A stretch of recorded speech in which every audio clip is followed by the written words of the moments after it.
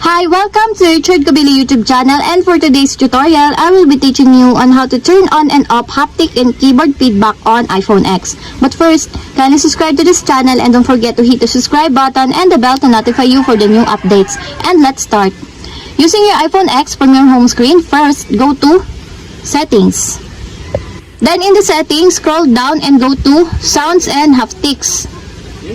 Then after that, in the sounds and haptics, scroll down and find the keyboard feedback, then click. Then in the keyboard feedback, you will see the haptic with the switch button on the right side. Just turn it on to enable. And your haptic in keyboard feedback is now enabled. And if you want to disable, just turn again the switch button to disable. And that's it. We have successfully turned on and off haptic and keyboard feedback on iPhone X. If you have a question, kindly comment down below and don't forget to hit the subscribe button and the bell to notify you for the new updates. And thank you for watching!